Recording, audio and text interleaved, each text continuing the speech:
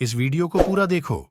आज ही आपके जीवन से सारी परेशानी खत्म होगी और चैनल को सब्सक्राइब और वीडियो को लाइक करें। कर रहा हूँ 1 बजे। जानू अभी तो किधर है? खाना खा रही हूँ।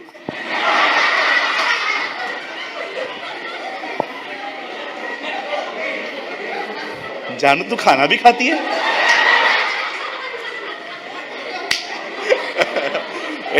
कम you are such a sweetheart. बैठ जाइए भाई, बड़े प्यारे हो आप।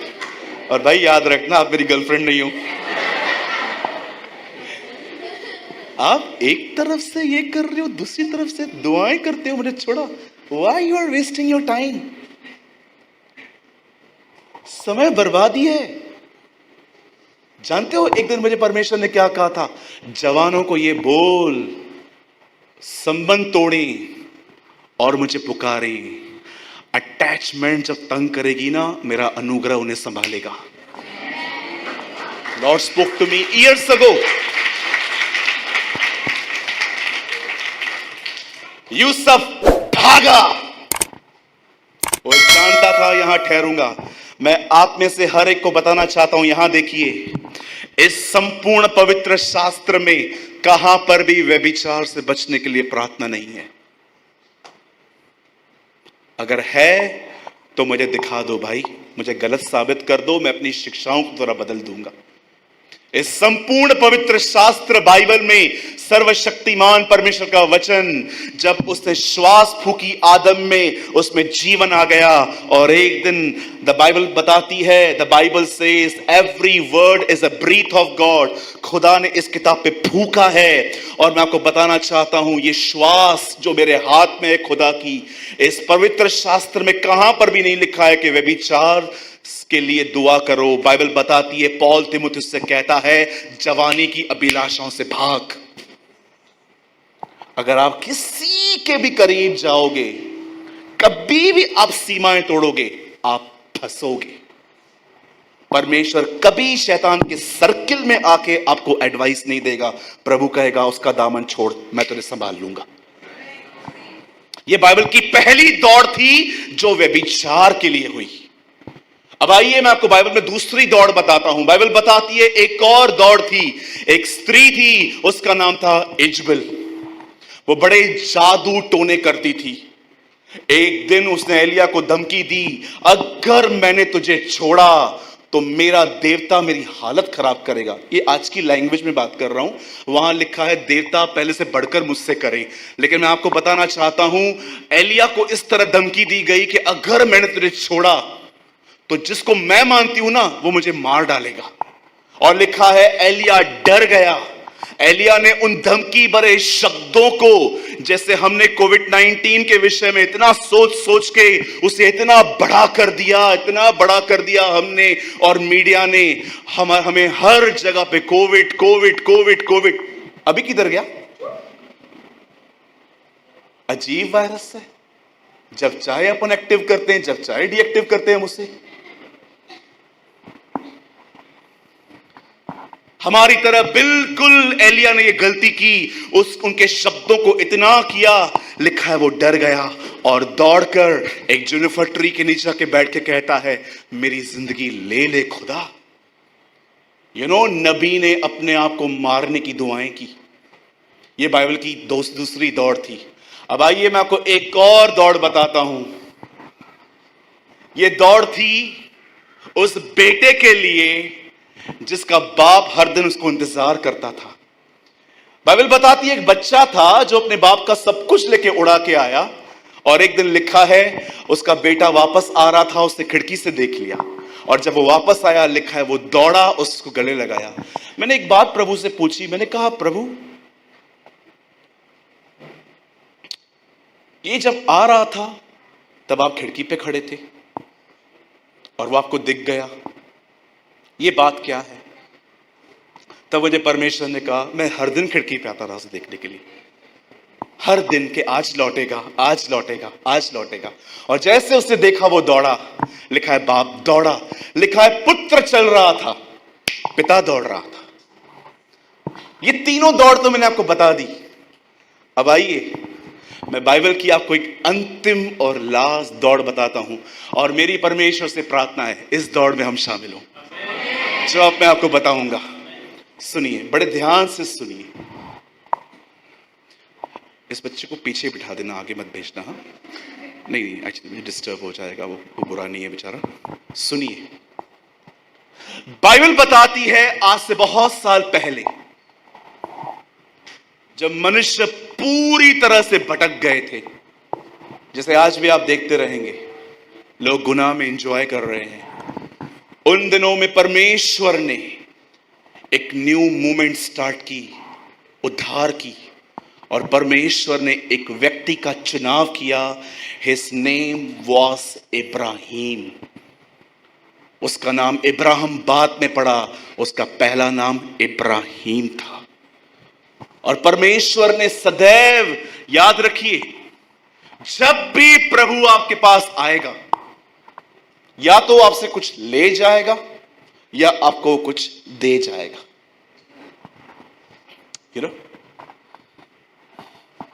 परमेश्वर के वचन में लिखा है, प्रभु प्रतिज्ञाओं के साथ आया, मैं तुझे ये दे दूंगा, मैं तुझे घर दूंगा, मैं तुझे लैंड दूंगा, मैं तुझे ये दूंगा।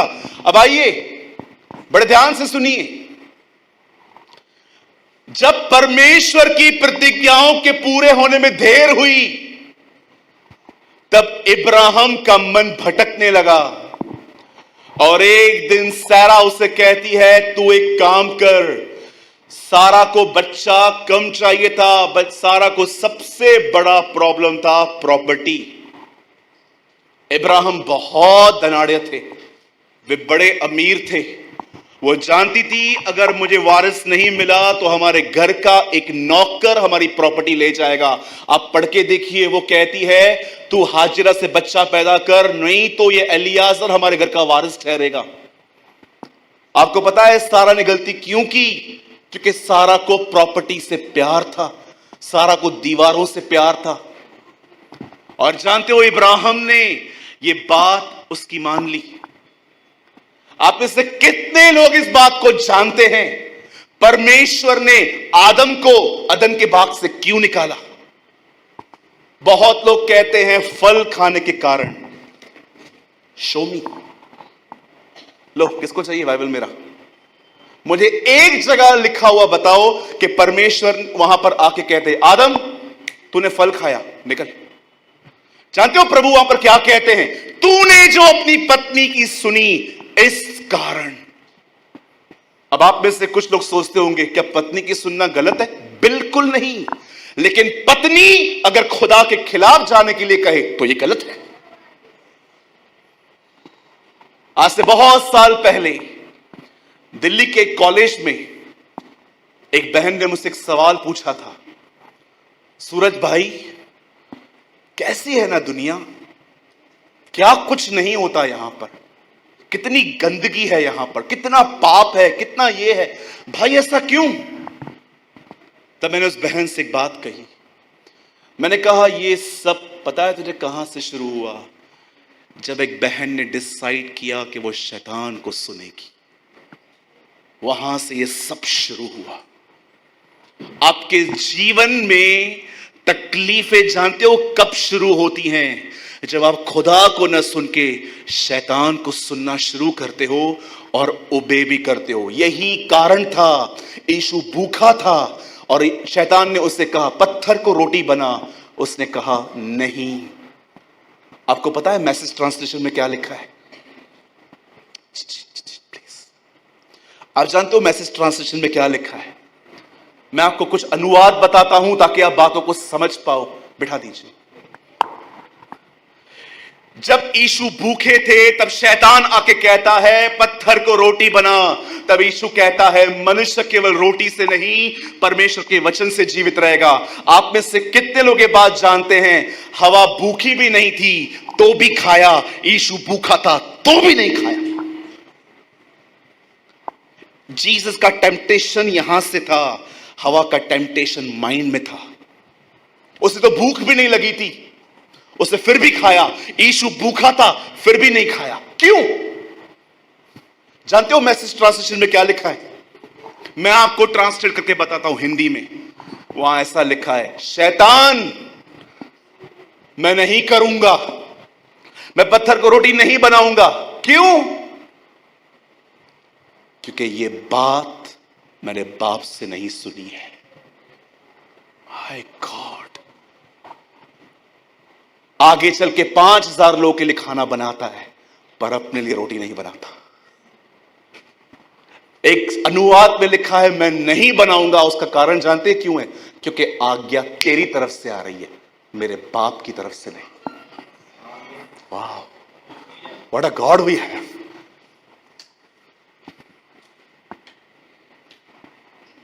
आप जानते हैं सारा ने अपने पति को क्या आज्ञा दी? मैं हैरान था, पत्नी पति को ऐसे आज्ञा दे सकती है, सलाह दे सकती है?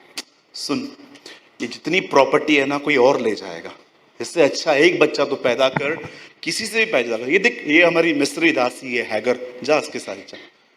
और जब वहां से बच्चा पैदा हुआ, हिज नेम वॉज इस्माइल। जानते हो परमेश्वर ने इस बच्चे के विषय में कितने कठोर शब्द वापरे? ये मेरा नहीं है, क्योंकि मेरी संतान प्रतिज्ञा के अनुसार आएगी, मैंने प्रॉमिस किया था। और आपको पता है, जब उसने ऐसा किया, आपको पता है प्रभु ने उसको पनिशमेंट क्या दी? बताइए। परमेश्वर पिता ने उसे 12 साल बात नहीं की। You know what is the biggest punishment? God never spoke to you. परमेश्वर आपसे कहे, okay do whatever you want, देखो जो चाहिए तो कर। इसलिए लिखा है, जब सृष्टि को देखकर, हर चीज को देखकर कि ये हम नहीं बना सकते, रोमियो 1 अध्याय में लिखा है, परमेश्वर के इन कामों को देखकर भी उन्होंने परमेश्वर को जानना न चाहा, तब परमेश्वर ने उनको उनके मन पे छोड़ दिया। अब जाओ, मैंने तुम्हें सृष्टि बना के प्रकट किया कि मैं खुदा हूं। अब भी तुम्हें लगता है कि 4 पैर वाले जानवर, ये वो, उन्होंने सृष्टि बनाई। लिखा है, उन्होंने सृष्टि की आराधना की, न कि उस परम धन्य की जो सृष्टि करता है। तब परमेश्वर ने डिसाइड किया, अब मैं इनके पास नहीं जाऊंगा, इन्हें जो करना है करो। आज भी आप देखिए, आपको पता है हर परीक्षा सृष्टि और सृष्टिकर्ता के बीच में है। फल क्या था? सृष्टि। ऊपर कौन है? सृष्टिकर्ता। हवा आदम को प्रभु ने क्या कहा था? फल न खाना। आपको पता है हर परीक्षा सृष्टि और सृष्टिकर्ता के बीच में है कि आप किसका चुनाव करते हैं। बाइबल बताती है इब्राहिम ने ये किया। इब्राहिम को बच्चा पैदा हुआ, खुदा ने कहा ये मेरा नहीं हो सकता। इवन बाइबल बताती है परमेश्वर ने उसके बारे में ये कहा, ये लड़ता रहेगा। और एक दिन ऐसा हुआ, यहां देखिए सब, इसे मिस मत करिए। ये लाइन आपके जीवन को बदल सकती है, क्योंकि ये पवित्र शास्त्र में लिखा है। जब इब्राहिम 99 वर्ष के थे, उनके पीछे एक पेड़ था। बाइबल बताती है इस पेड़ में एक भी पत्ता नहीं था। हिंदी में से लिखा गया है बांझ वृक्ष। और इब्राहिम वहां बैठे हुए थे। बाइबल बताती है उसने अपने सामने क्या देखा? 3 लोग आ रहे थे और वो पहचान गया 3 में से एक खुदा है। किसी भाई ने मुझसे पूछा था, भाई आपको क्या लगता है ये दोनों कौन है? सुनिए, ये मेरी सोच है, इसको जज मत करिएगा कि नहीं वहां तो नहीं लिखा गया है। मैं ये पर्सनली बिलीव करता हूं, एक परमेश्वर था, दूसरा जिब्राइल था, तीसरा मिकाइल था। ये मैं मानता हूं, जरूरी नहीं है। कई बार परमेश्वर ने मुझे इमेजिन करने का पावर दिया है, मैं करता हूं। यीशु नीचे झुककर लिखने लग गए। मुझे लगता है यीशु जानता था, अगर मैंने सबके सामने ये कहा कि पिता मैं इनको क्या कहूं जो इस बहन को पत्थर मारने वाले हैं, तो वो लोग उसे वहीं मारते, क्योंकि वो इस फिराक में थे कि ये परमेश्वर को बाप कहे। मुझे लगता है यीशु नीचे झुका, उसने कुछ लिखा, ऊपर खड़ा हुआ, उसने कहा जिस किसने पाप नहीं किया है वो उसे पहला पत्थर मारे, और उसके बाद लिखा है वो फिर से झुका। मैं कभी कभी सोचता हूं क्या लिखा होगा। मुझे लगता है प्रभु ने ये लिखा होगा, पिता मैं क्या उत्तर दूं?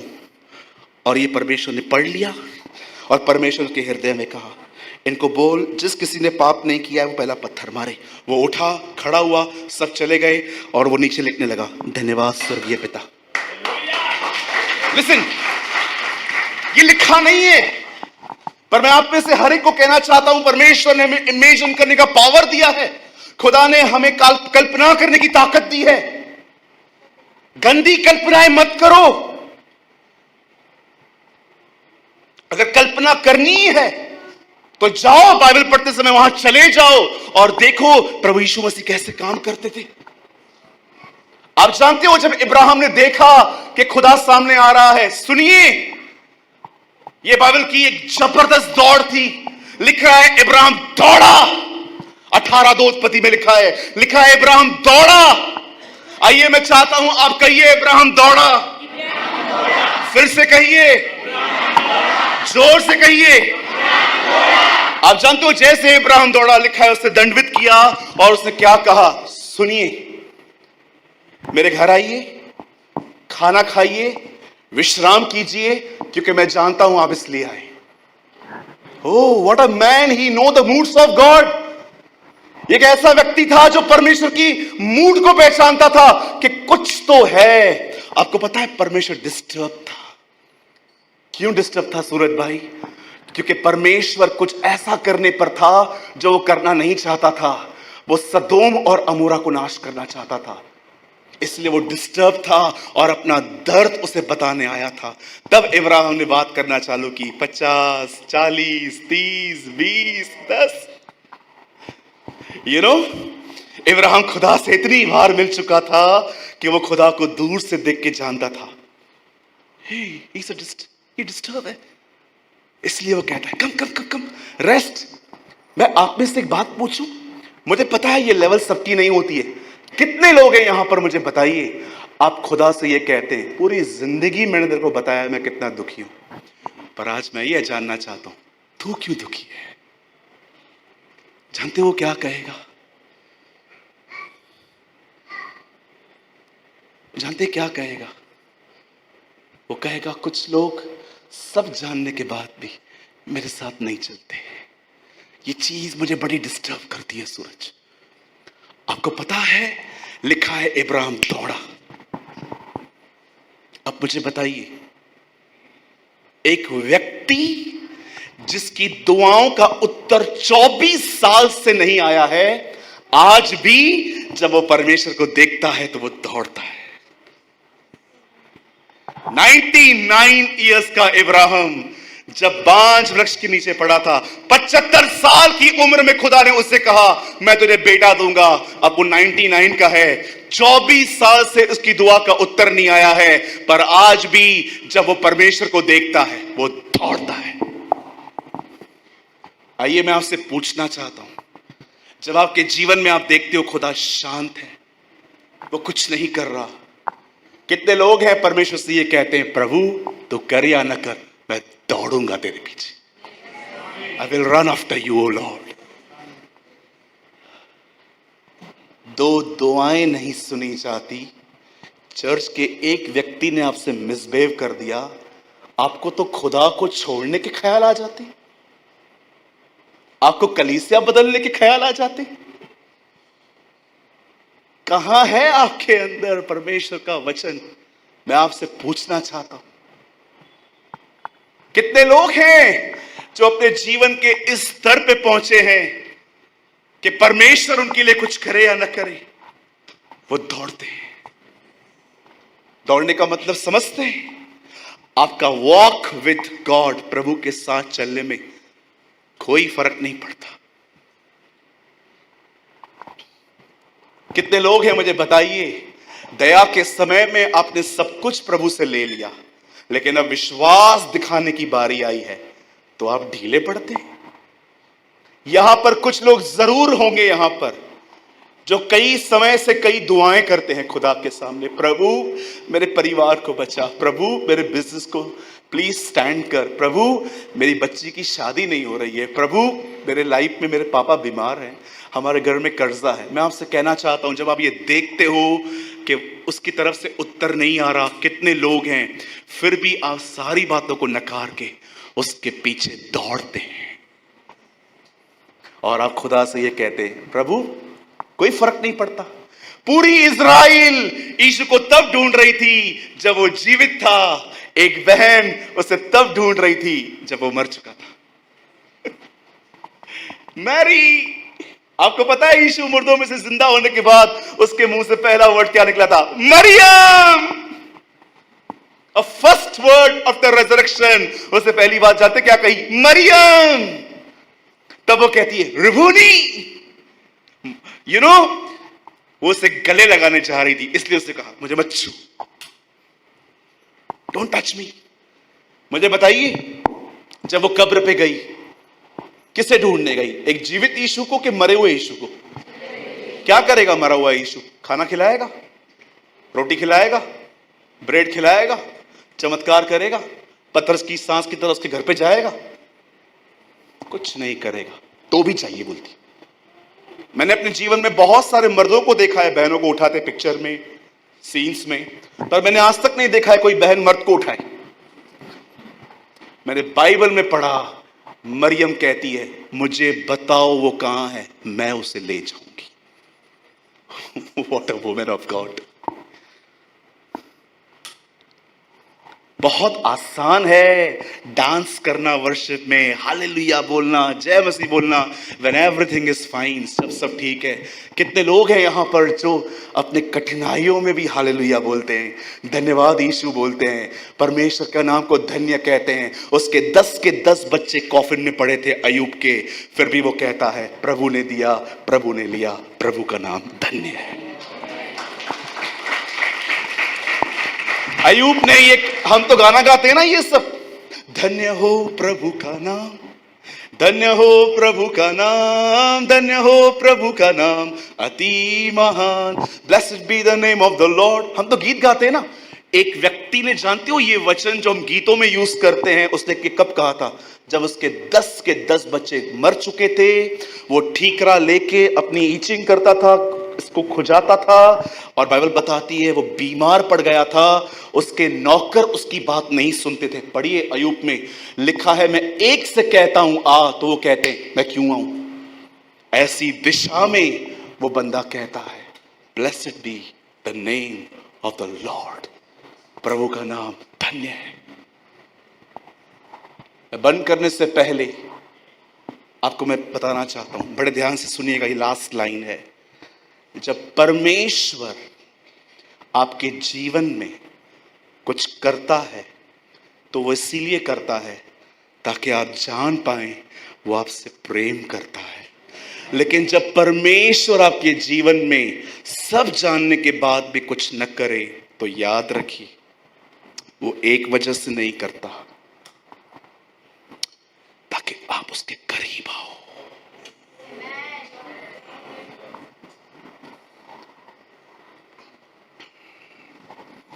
आप जानते हैं,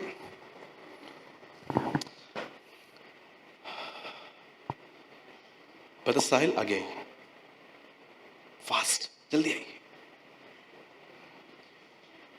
यहां खड़े हो जाइए, स्टैंड हियर। 2 मिनट के लिए मैं प्रभु बन जाता हूं, ठीक है? मैं दूर दूर तक नहीं हूं, और 2 मिनट के लिए आप एक आम विश्वासी बन जाओ। ये आपकी दुआएं हैं, ये आपको चाहिए। मांगो मुझसे, प्रभु मुझे दे, वहीं पर खड़े होके मांगो। ले बेटा,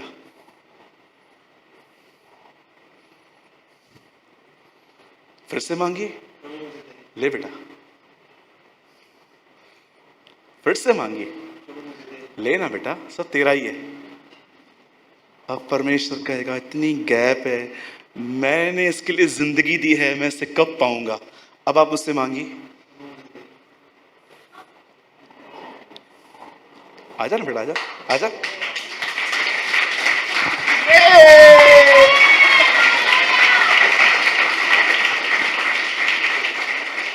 वेट, हम में से बहुतों ने सुना है यीशु हमारे गुनाहों के लिए मरा। मैं इससे सहमत हूं।